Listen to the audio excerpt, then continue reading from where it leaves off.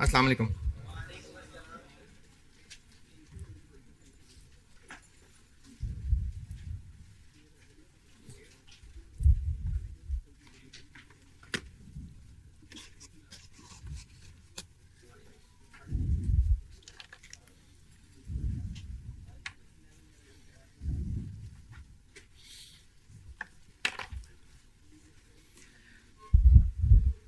कर दिया उन्होंने। अस्सलाम वालेकुम। दुरूद शरीफ पढ़ ले।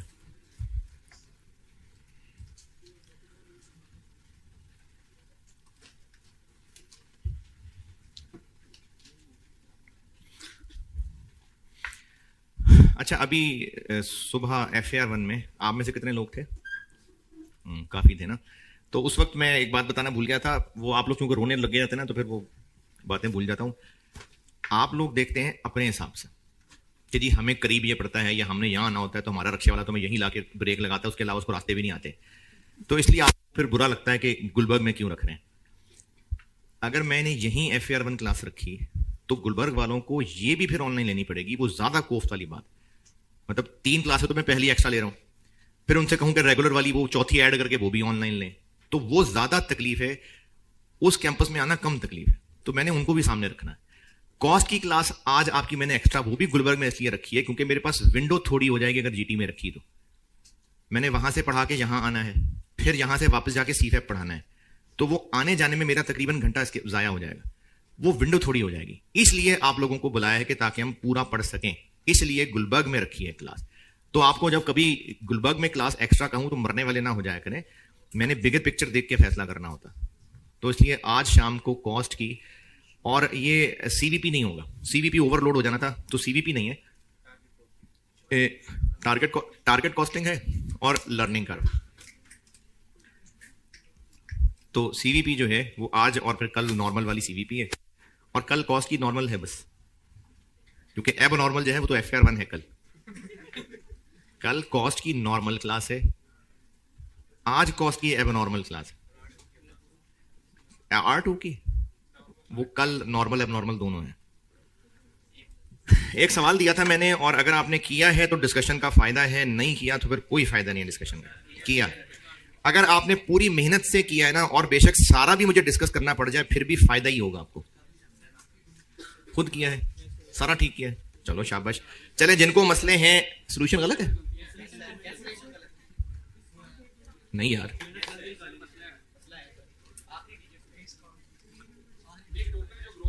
राउंडिंग ऑफ का फर्क होगा। ओ, अच्छा चलें, देखते देखते देखते कर रहा हूं मैं, डिस्कस कर रहा हूं मैं।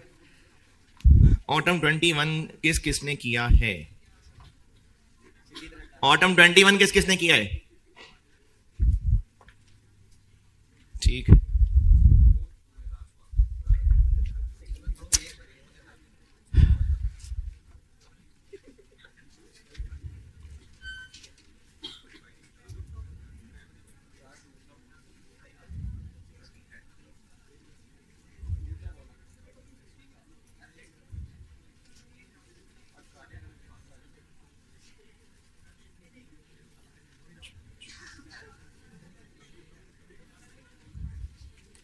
अच्छा, जिन्होंने नहीं भी किया वो थोड़ी सी शर्म कर लें, और शर्म करने के बाद फिर सवाल पढ़ तो लेना, ताकि मैं डिस्कशन करूं तो कुछ तो समझ आए भाई।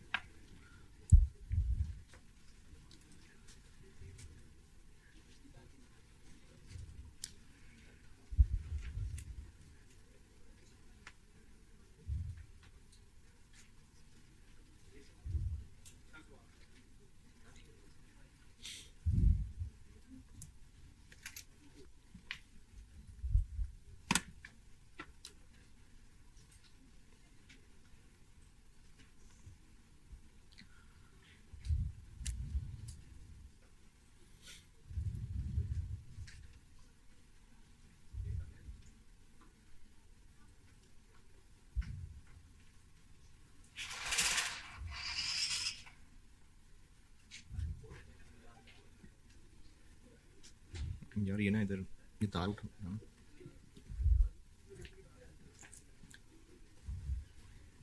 क्या स्क्रीन ऑन नहीं है वहां?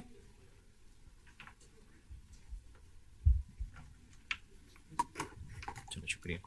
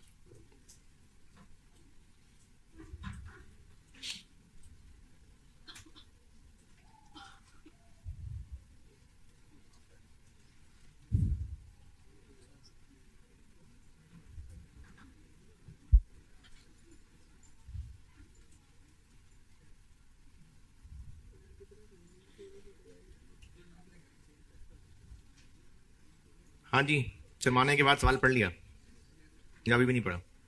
पढ़ लिया। ये जो 4 कॉलम है ना, अच्छा ये कैसे पता कि ये सीवीपी का सवाल है? ब्रेक इवन और मार्जिन ऑफ सेफ्टी, तो सीवीपी का सवाल है। और ब्रेक इवन निकालने के बाद मार्जिन ऑफ सेफ्टी तक पहुंचने के लिए क्या करना है? Budgeted minus break even. तो बजटेड सेल्स चाहिए थी। तो इस सवाल में ना 4 बजट्स दिए हैं, 4 बजट्स। और ये जो 16 नंबर का सवाल है ये एक्चुअली डबल सवाल है। सिंगल सवाल होता तो ये 8 नंबर का सवाल है। डबल सवाल ऐसे कि वो कह रहा है जी कि हमने बनाए तो हैं 4 बजट्स, लेकिन आप इनमें से 2 बजट्स का सवाल सॉल्व कर दें।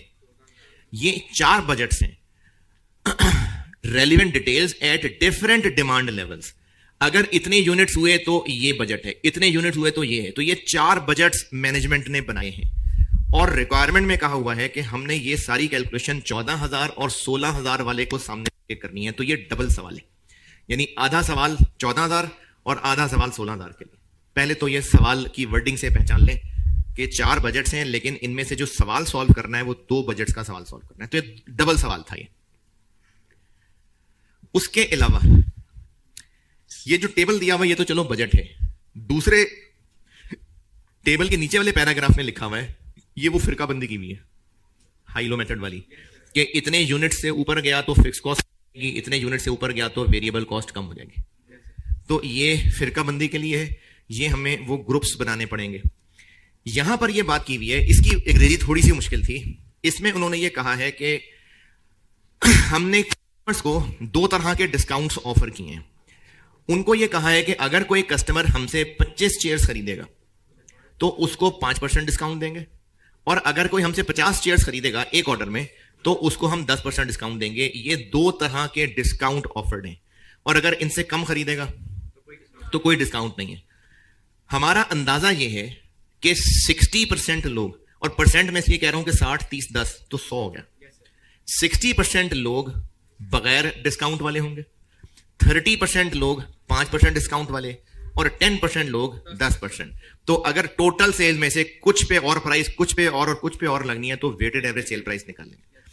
और चूंकि प्राइस चेंज है तो डिस्ट्रीब्यूटर का कमीशन भी इसलिए चेंज है। डिस्ट्रीब्यूटर का कमीशन क्यों चेंज है? क्योंकि देखें, डिस्ट्रीब्यूटर को कमीशन देना है सेल प्राइस पे, तो अगर सेल प्राइस कम हो जाएगी तो उसका कमीशन कम हो जाएगा ना।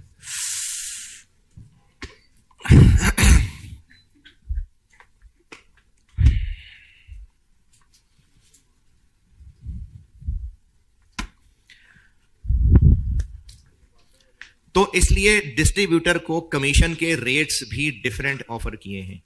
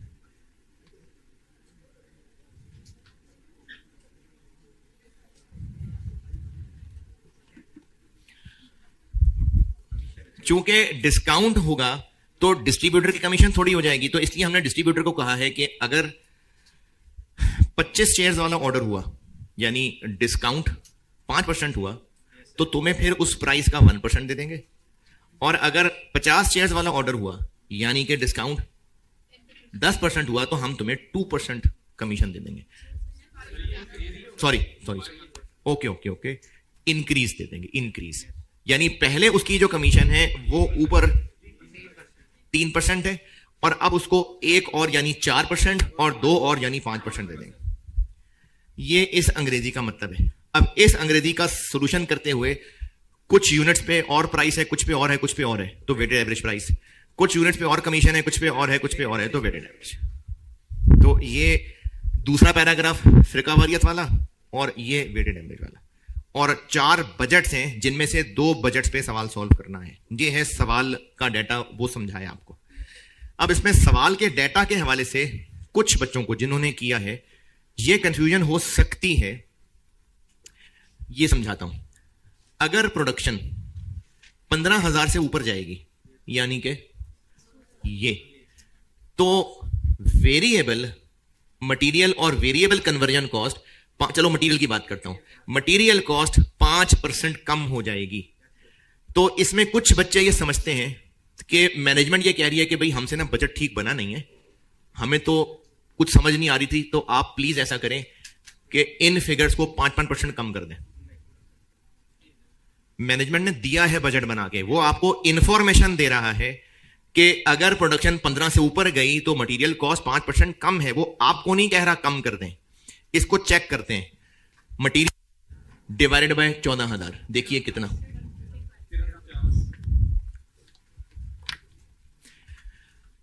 14,000 वाले बजट की मटेरियल कॉस्ट डिवाइडेड बाय 14,000, 1350, ये डिवाइडेड बाय 16,000, 1 2, और ये इससे, तो अगर आप 0.95 करें तो ये आएगा। यानी उसने जो आपको बजट बना के दिया है वो अकॉर्डिंगली ठीक बना के दिया हुआ है, खुद से नहीं फिगर्स कम ज्यादा करनी है। इसी तरह जब चेयर्स 13,000 से ऊपर जानी थी यानी यहां से यहां, तो फिक्स्ड कॉस्ट 10% ज्यादा हो जानी है। तो इसका मतलब यह नहीं कि आप इसको खुद बढ़ा दें 10%, वो ऑलरेडी है। जो सवाल में डाटा दिया हुआ है मैनेजमेंट ने वो सही कैलकुलेट करके दिया हुआ है, आपको उसने सिर्फ इंफॉर्मेशन दी है ताकि आप अकॉर्डिंगली फिरके बना सकें। ओके, तो अब फिरके हैं तो हमें फिर 3 फिरके ढूंढने पड़ेंगे। 9300, 11,800, 14,000, 16,000, और ये इनकी कॉस्ट्स हैं। कौन सी वाली कॉस्ट लूं? मटेरियल के कन्वर्जन, ऑपरेटिंग क्यों नहीं? तो ये जो कन्वर्जन है इसमें से फिक्स्ड और वेरिएबल तोड़ना है, तो इन सब की आ गई कन्वर्जन। अब इनके फिरके बनाते हैं। फिक्स्ड कॉस्ट यानी ए 10% बढ़ जाएगा जब, तो ये अलग है और ये अलग है, ये हो गए ए के हिसाब से फिरके, और बी के हिसाब से ये, तो बी के हिसाब से ये अलग है और ये अलग है। और ये ऑनलाइन वालों में भी कुछ सवालों से मुझे अंदाजा हुआ कि मैंने आपसे ये नहीं कहा है कि इसमें स्क्वेयर्स ढूंढें, रेक्टेंगल्स ढूंढें, ये नहीं कह रहा। मतलब कोई बच्चा कहे जी ये भी तो एक है डब्बा। तो जब पॉपुलेशन बांट ली तो कितने टुकड़े हुए नजर आ रहे हैं? 3, 1 2 3। तो ये 3 टुकड़े हैं और हाई लो हम इन पे तो लगा ही नहीं सकते, इसलिए इस पे लगेगा। हाई लो मेथड से ए और बी निकलेगा, उस ए और बी को हमें इनके ए और बी में शिफ्ट करना पड़ेगा। तो इन दोनों का अपना अपना ए और बी निकल आएगा और वेटेड एवरेज सेल प्राइस और वेटेड एवरेज कमीशन, ये सारा मैंने यहां किया हुआ है। पहले ये इन पे हाई लो मेथड लगाया, ये इन दोनों पे हाई लो मेथड लगाया, ये निकल आया बी, ये निकल आया ए। अब ये जो ए निकला है वो इस पे इससे 10% ज्यादा होगा, तो वो मैंने फिर 10% बढ़ा लिया, पता नहीं किधर बढ़ाया ये।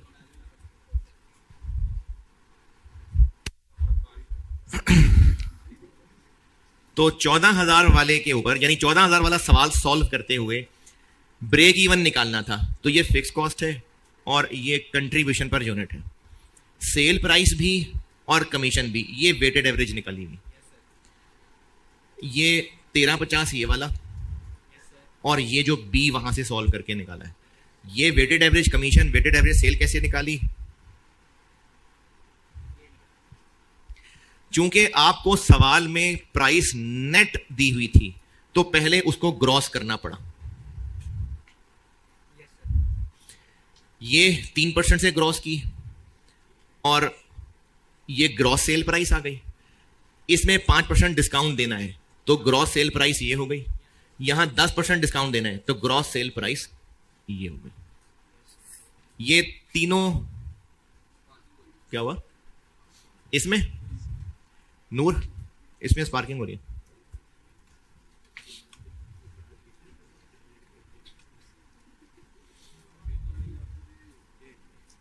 उस वाले में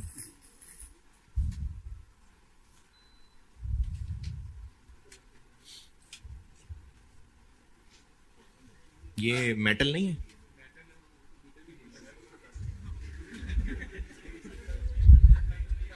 नहीं, अगर सही करना है तो फिर हाथ से ही करते हैं। एक दो लड़कों को पकड़ के रखें साथ।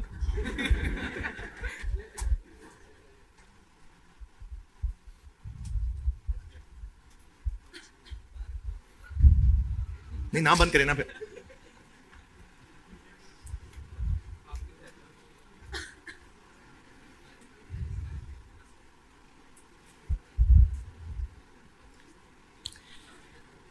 अच्छा, ये सेल प्राइस बह गई बारिश में, दोबारा बता रहा हूं आपको। सवाल में जो सेल प्राइस दी हुई है वो नेट ऑफ 3% है।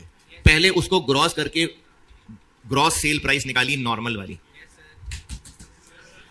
5% डिस्काउंट देना है तो ये 30-36 का 0.95 किया। 10% डिस्काउंट देना है तो 30-36 का 0.9 किया। और नॉर्मल में इसका 3% कमीशन है, इसका 4 और इसका 5।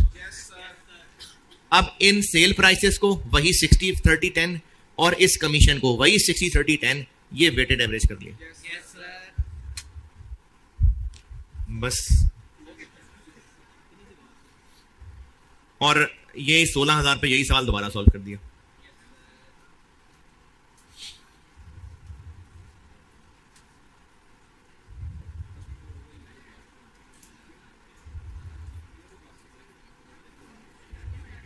हाँ जी, जिन्होंने किया है उनको इस सवाल में से बताइए और क्या पूछना है?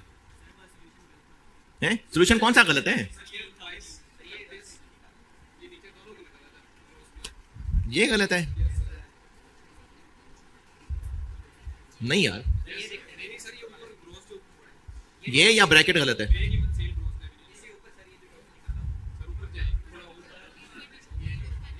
कितना आता है?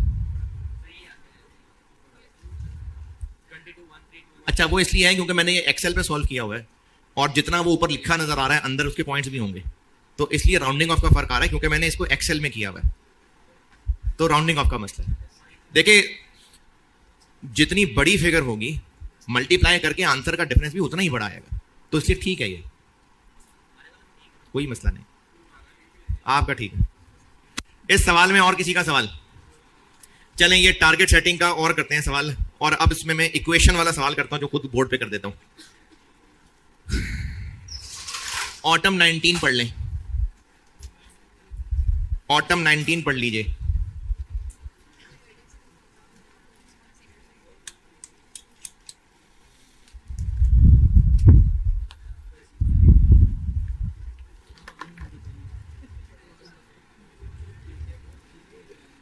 ऑटम 19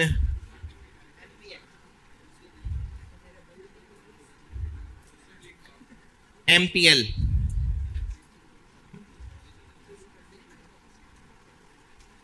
मेरी बुक में क्वेश्चन 6, सवाल पढ़ लें, सवाल मैं करता हूं बोर्ड पे, लेकिन आप पढ़ लें।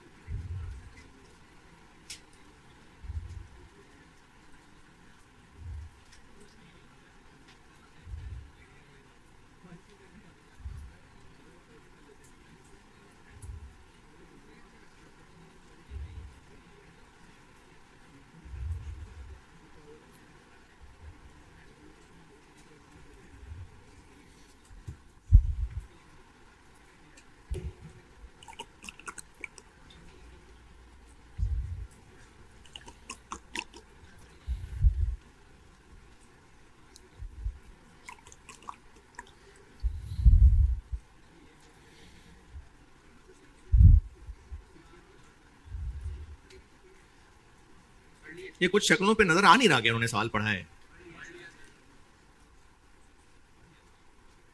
सुन लूं?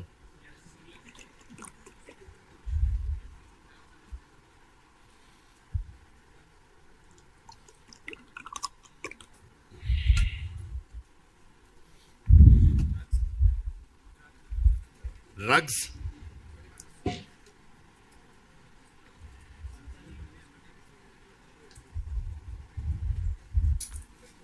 जैसे जानमाज होता है ना, तो उससे थोड़े से बड़े बड़े टुकड़े होते हैं जो लोगों ने टेबल के नीचे रखा होगा, तो वो रग्स हैं, मतलब छोटे कारपेट।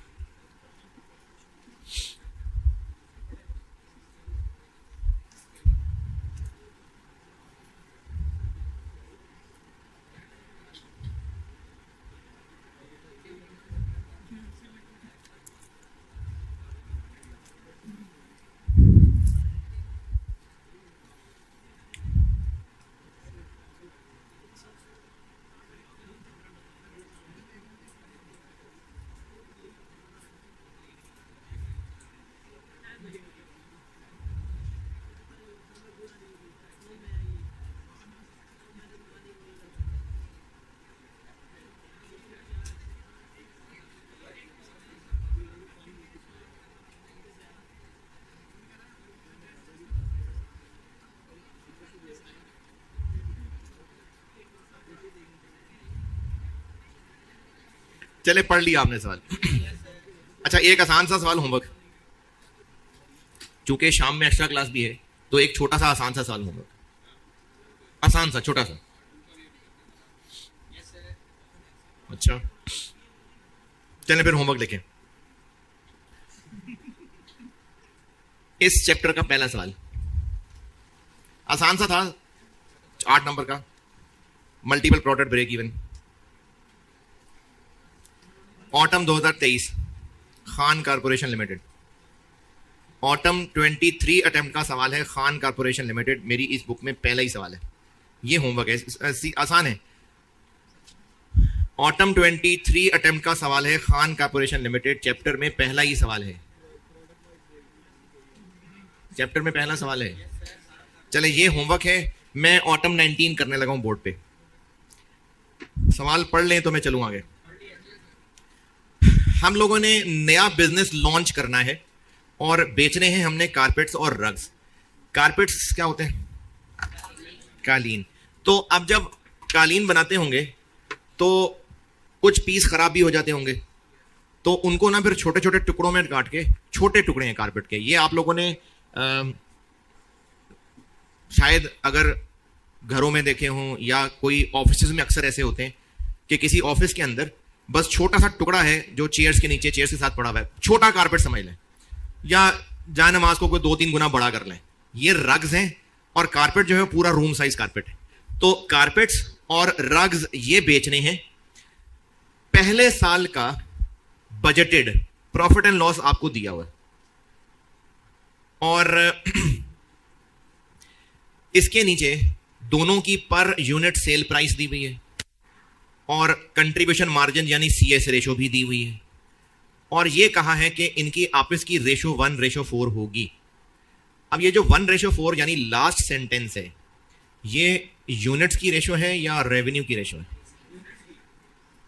क्लियरली तो नहीं लिखा, लेकिन कहा है carpets and rugs would be sold in ratio 1:4, तो ये यूनिट्स की रेशो है। और रिक्वायरमेंट ए ब्रेक इवन। अब पूछा रेवेन्यू है, लेकिन हमें फार्मूला यूनिट्स वाला लगाना है। क्यों? क्योंकि रेशियो यूनिट्स की रखनी है। तो ब्रेक इवन निकाल लेंगे, बजटेड सेल्स अवेलेबल हैं और मार्जिन ऑफ सेफ्टी निकलेगा फिर। तो पार्ट ए तो इसका simple multiple product break even है, पार्ट बी इसका अच्छी इक्वेशन वाला है। तो आप पार्ट ए खुद ही कर लेते, अच्छा होता।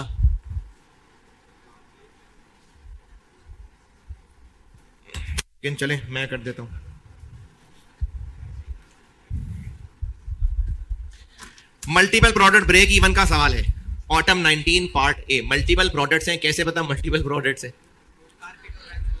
और ब्रेक इवन और मार्जिन ऑफ सेफ्टी पूछा हुआ है, तो ये मल्टीपल प्रोडक्ट का सवाल है। तो सवाल की प्लानिंग ये हो गई कि पहले हमें कंबाइंड ब्रेक इवन सेल निकालनी पड़ेगी और चूंकि रेशो यूनिट्स की है तो हमें यूनिट्स वाला फार्मूला लगाना पड़ेगा। Total fix cost divided by weighted average contribution per unit. Total fix cost पता नहीं, वेटेड एवरेज पता नहीं,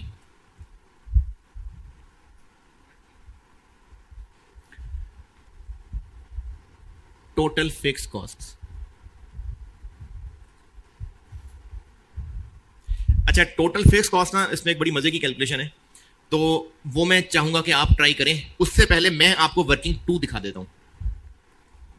वर्किंग 2 दिखाता हूं पहले आपको। कंट्रीब्यूशन पर यूनिट, कारपेट्स,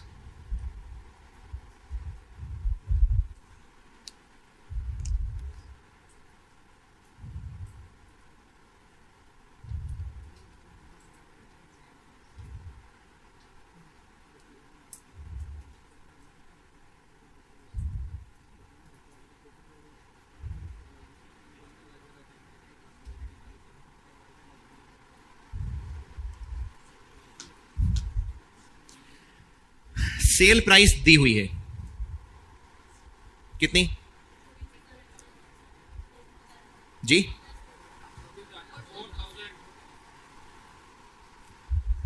और कंट्रीब्यूशन कितनी है? 25% और 20%। तो कंट्रीब्यूशन पर यूनिट कितना आ गया?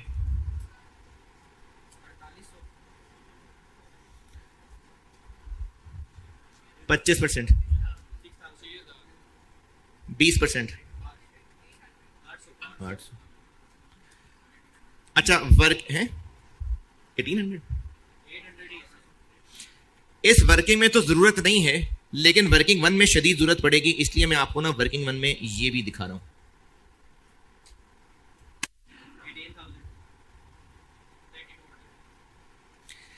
अच्छा, अब स्टूडेंट को कैसे ख्याल, ये तो मैंने कह दिया वेरिएबल कॉस्ट निकाल लिया, स्टूडेंट को कैसे ख्याल आएगा? तो वर्किंग 1 में जब फंसता तो ये ख्याल आ ही जाता। Contribution per unit weighted average करना है। 6000 का वेट कितना है? 1/5। और 800 का वेट कितना है? 4/5।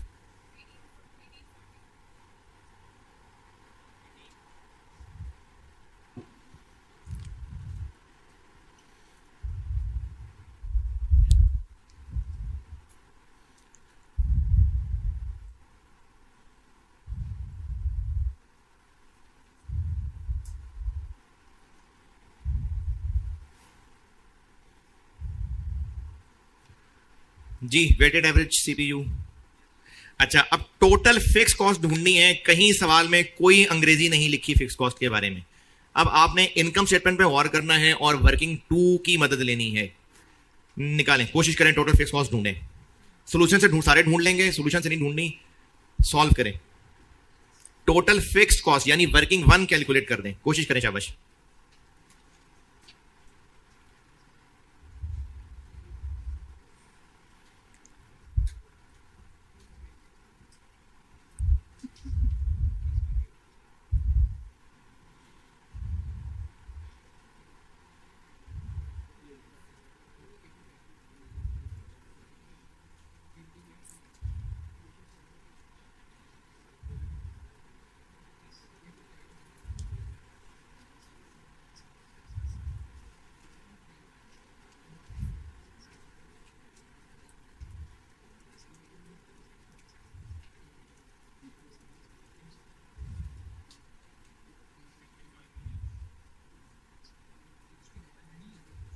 कितना?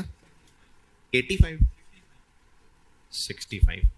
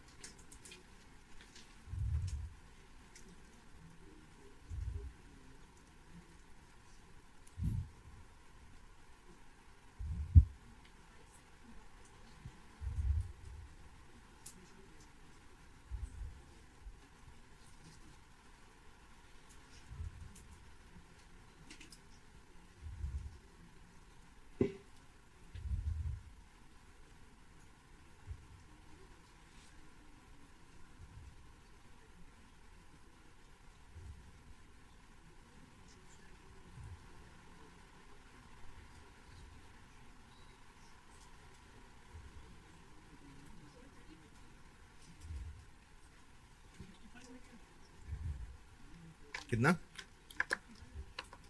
समझ नहीं आया। 51?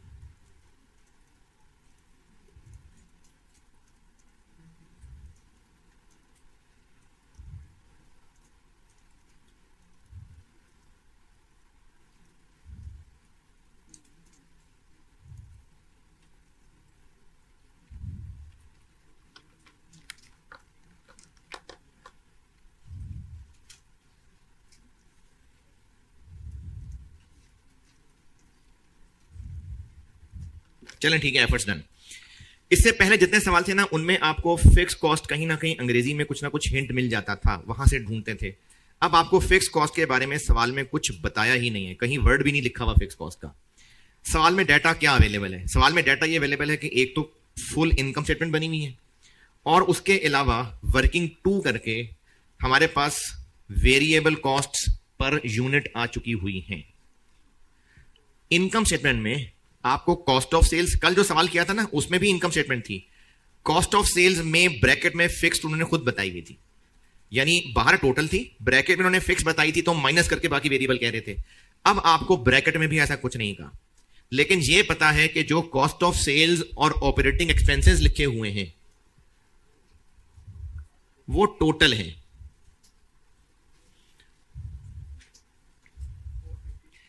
क्या क्या लिखे हुए? 360 और 90। कल वाले क्वेश्चन में टोटल थी और फिक्स्ड का पता था, तो टोटल में से फिक्स्ड माइनस करके बाकी फिर वेरिएबल थी। अब आपको अंग्रेजी में कहीं कोई हिंट नहीं है फिक्स का। सीवीपी की मुश्किलें ये है कि कभी यहां से यहां पे, वहां से वहां पर, वहां से वहां पर, वहां से वहां, ये रास्ते ढूंढना जो है ना, ये ट्रिकी एरिया होता है। तो अब आपको फिक्स के बारे में कुछ नहीं सवाल में पता। जो 7 सामान अवेलेबल है, देखिए उसका क्या कर सकते हैं। टोटल कॉस्ट अवेलेबल है, वेरिएबल पर यूनिट अवेलेबल है। तो अगर हमें इसमें छुपी हुई टोटल वेरिएबल कॉस्ट पता चल जाए तो बाकी फिक्स्ड आ जाएगी। लेकिन उसके लिए मसला यह है कि आपको वेरिएबल कॉस्ट पर यूनिट पता है, यूनिट्स नहीं पता है, तो फिर वो इक्वेशन बना के निकालने पड़ेंगे। इक्वेशन बना के कैसे निकालने पड़ेंगे? आप वो सेल्स की अमाउंट से इक्वेशन बना के निकालेंगे। ये मैं आपको वर्किंग 1.1 दिखा रहा हूं। हमें इतना पता है कि टोटल सेल्स कितनी है जी, 500 मिलियन। अगर हम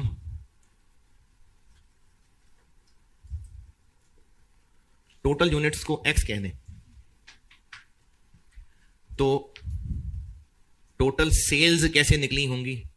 500 million is equal to X total units में से 1/5 कारपेट्स हैं जो कि एक 24,000 रुपए का बिकता है, और इन टोटल में से 4/5 रग्स हैं जो कि एक इतने रुपए का बिकता है।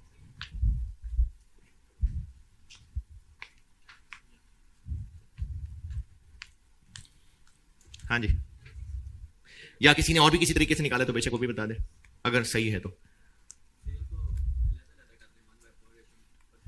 नहीं, 500 मिलियन को 1/4 नहीं। देखें यहां पर आप गलती क्या कर जाएंगे कि यूनिट्स की रेशियो को आप अमाउंट में लगा रहे हैं।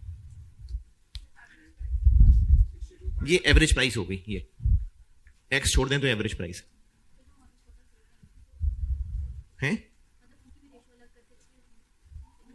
नहीं, ये जो 1 और 4 की रेशो है ये यूनिट्स की रेशो है कि रेवेन्यू की, तो फिर रेवेन्यू पे नहीं लगा सकते ये रेशो, ये गलत है।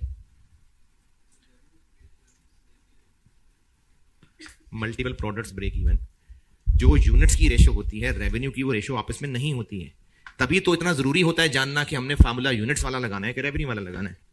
अगर एक प्रोडक्ट की सेल प्राइस 200 है, एक की 250 है, इसके यूनिट्स 1000 हैं, इसके 2000 हैं, तो यूनिट्स की रेशो है 1:2, लेकिन रेवेन्यू की रेशो 1:2 नहीं रही है। क्यों नहीं रही? क्योंकि सेल प्राइस फर्क है। तो क्वांटिटी की रेशो और रेवेन्यू की रेशो सेम नहीं हो सकती अगर प्राइसेस डिफरेंट। तभी तो ये मल्टीपल ब्रेक इवन का कॉन्सेप्ट बना के दिया था। तो 1:4 किसकी रेशो है? यूनिट्स की। तो फिर आप ना उसको रेवेन्यू पे नहीं अप्लाई कर सकते, नहीं कर सकते। इससे एक्स फाइंड हो जाएगा, और अगर टोटल इतने यूनिट्स थे तो प्रोडक्ट वाइज हो गए 500 मिलियन को तो 1/5 और 4/5 नहीं कर सकते, 62,500 को कर सकते हैं। 12,500 और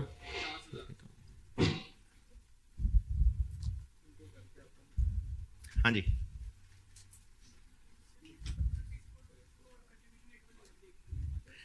कितनी है ब्रेक इवन सेल? तो फिर अच्छा, मैं एक बार इसका आंसर कर दूं ना, फिर आप लोगों से अल्टरनेटिव पूछता हूं और उनमें कहां गलतियां की आप लोगों ने वो बताता हूं।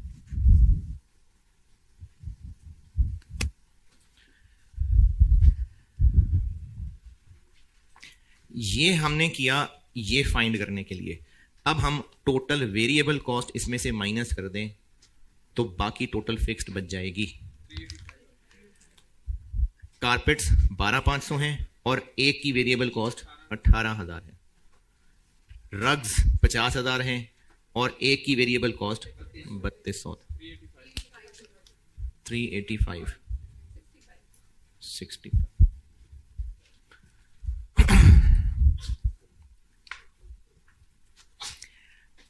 अगर 65 तक ही कोई और किसी तरीके से पहुंचा है तो वो भी बता दे। 65 तक इसके अलावा एक तरीका तो है सोल्यूशन देख के और एक है सॉल्व करके, तो इसमें कोई और तरीका किसी ने लगाया तो वो भी शेयर कर ले। ठीक है, अब जो कोई और तरीके लगा रहे थे और आंसर गलत आ रहा तो वो पूछ लेते हैं कि क्या गलती थी। हाँ जी, और कोई बताना चाहे कि और तरीका लगाया था तो वो क्यों गलत हो गया है? तो वो बता दिया ना कि आप रेवेन्यू पे 1:4 नहीं लगा सकते, वो यूनिट्स की रेशो है। जी, और कोई तरीका किसी ने लगाया जो पूछना चाह रहा हूं क्यों गलत है?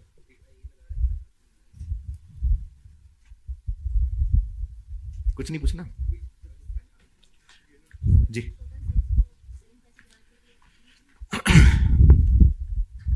टोटल सेल्स है 500 मिलियन। इसको डिवाइड किससे करना है? एवरेज सेल प्राइस से। तो एवरेज सेल प्राइस कितनी है? 24,000 1/5, 4,000 4/5, कितनी आ गई?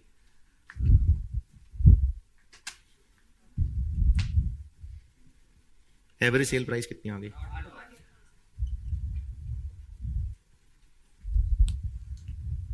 कितना आ गया?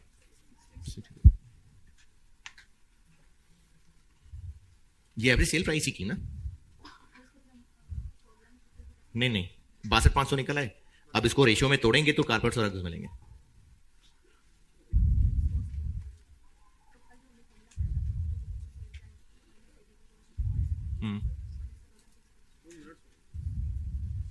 बताएं।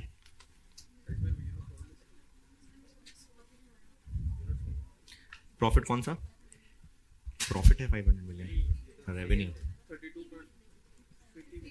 लिख लें, ये यूनिट्स लिखें, ये कंट्रीब्यूशन लिख लें, उसका डिफरेंस सही 65 ही आएगा।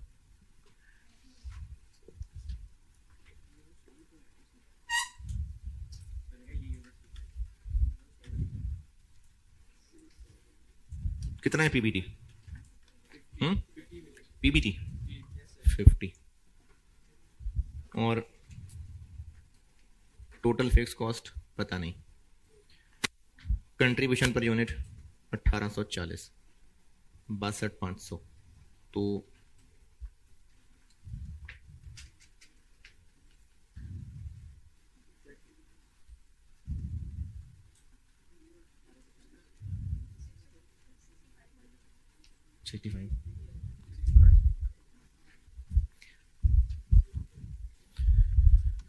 जी, टोटल फिक्स कॉस्ट 65 मिलियन पे। और कोई परेशानी? अच्छा ठीक है, ये तो बड़ा वाकई मुश्किल है, इसमें से हम सवाल में से हिंट्स कैसे ढूंढें? तो ये क्या हल है फिर इसका? प्रैक्टिस करना और गौर भी करना कि इसमें ऐसा क्यों किया और उसमें ऐसा क्यों नहीं किया था और फलाने में ऐसा क्यों किया था। जब तक ये गौर नहीं करेंगे तो फिर ग्रिप नहीं आएंगे। गौर करेंगे तो फिर आपको अगर कुछ 10-12 सवाल कर लिए, पेपर में शायद कोई 13वां ही होगा, लेकिन जब 12 मुख्तलिफ किए होंगे तो 13वें पे भी होश कर सकते हैं। लेकिन अगर बगैर गौर किए सवाल कर रहे हैं तो आप 12 क्या 1200 भी कर लें तो पेपर वाला फिर भी आपको समझ नहीं आता। तो इसलिए इनमें सवालों पे गौर करना है कि इसमें ऐसा क्यों कर रहे हैं, उसमें ऐसा क्यों नहीं किया था। जी 3-5 3-2 ये आगे कंबाइंड। हमें तो चाहिए प्रोडक्ट वाइज। अच्छा, इधर इधर उधर रश मच गया। ये हो गई वर्किंग 1।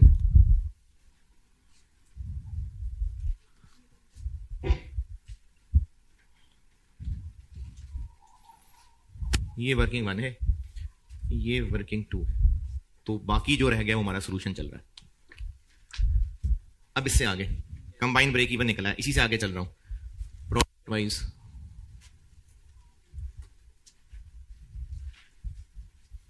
कारपेट्स, रग्स,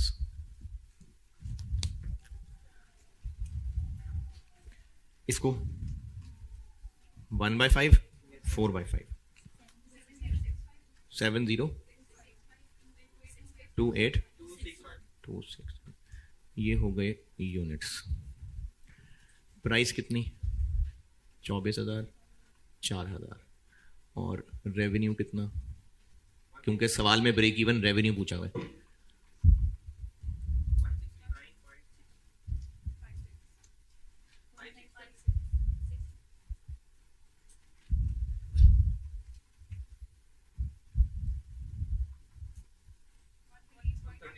वन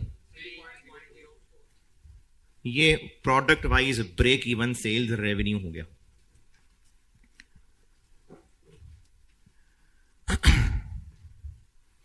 और क्या पूछा हुआ है?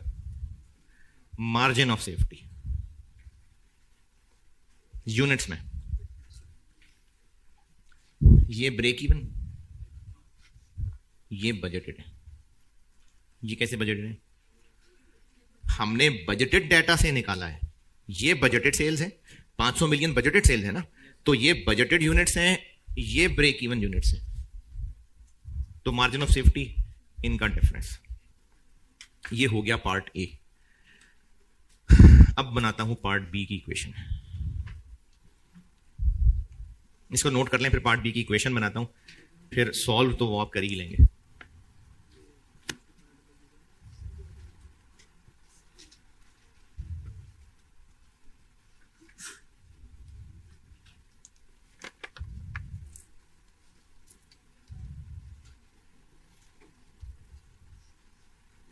अच्छा, ये जो लोग यहां बैठे हुए हैं अभी, ये अगर क्लास यहां होती शाम वाली, तो कितने लोग उसका हिस्सा बनना चाहते?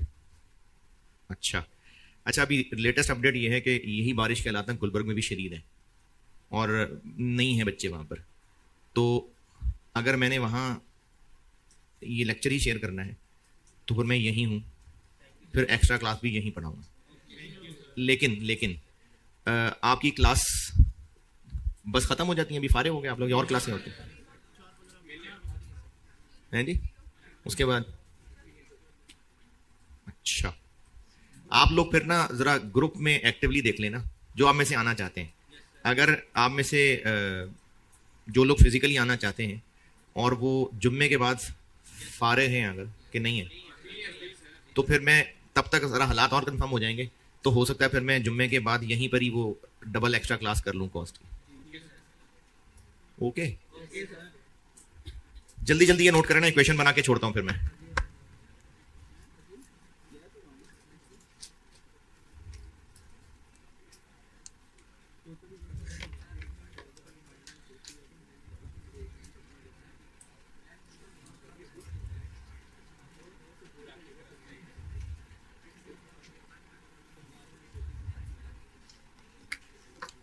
ब्रेक इवन, वो मार्जिन ऑफ सेफ्टी यूनिट्स तो निकाल दें। पार्ट बी में पूछा हुआ है कि कितने units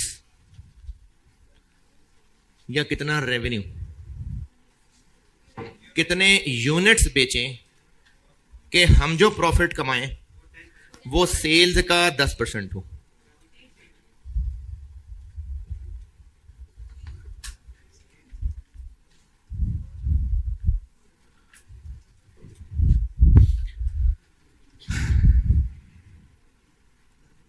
Requirement B, determine the number of carpets and rugs that must be sold.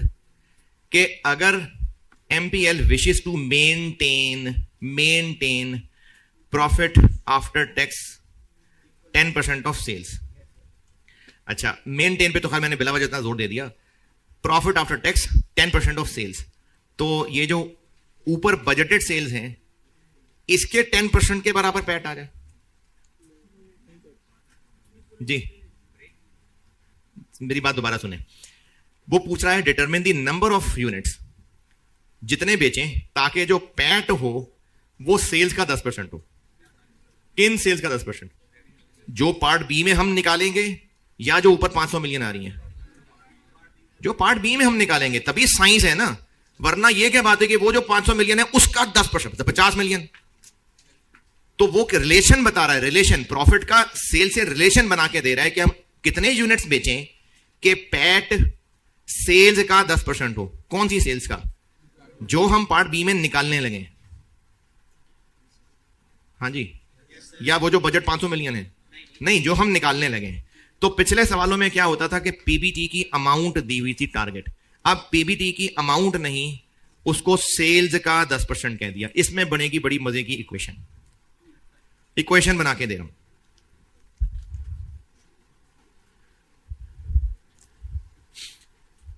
चूंकि मल्टीपल प्रोडक्ट है, तो ये जो हम लोग करते थे sale price minus variable cost into units minus total fix cost, PBT. एक प्रोडक्ट हो तो यही है। अगर मल्टीपल प्रोडक्ट्स हो तो फिर या तो दोनों के यूनिट्स अलग अलग तोड़ें, या फिर अगर एक ही यूनिट्स टोटल रखने हैं तो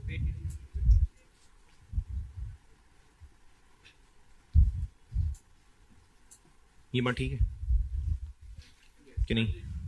ठीक है, ठीक है या नहीं?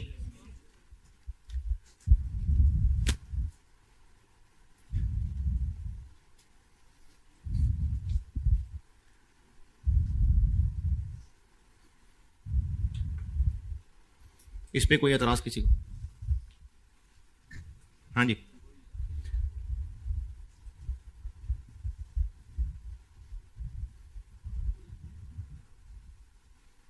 ठीक है। इसमें वैल्यूज पुट करते हैं जितनी भी पता है। एवरेज सेल प्राइस, ये अभी किसी ने जबानी बताई थी, दोबारा बता देता हूं। 24,000 1/4 प्लस 4,000, सॉरी 1/5 और 4/5, 8,000। Average variable cost 18,000 1/5 plus 3,200 4/5, 616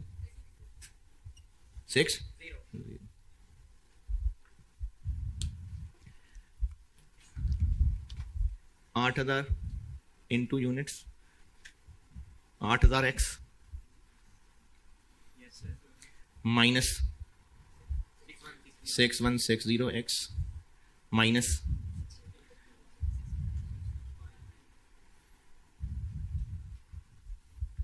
ji is equal to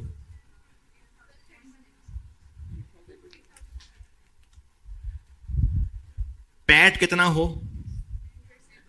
sales का 10%।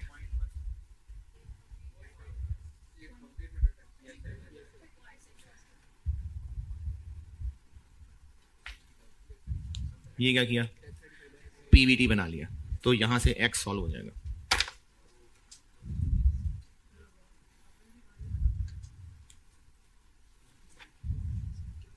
ये सेल्स का 10% लगाया मैंने, तो ये पैट आ गया और ये उसको पीबीटी बना लिया। यहां से एक्स सॉल्व होगा और उसको 1/4 में बांटेंगे तो प्रोडक्ट वाइज यूनिट्स आ जाएंगे। पेपर में कैसे पता चलेगा?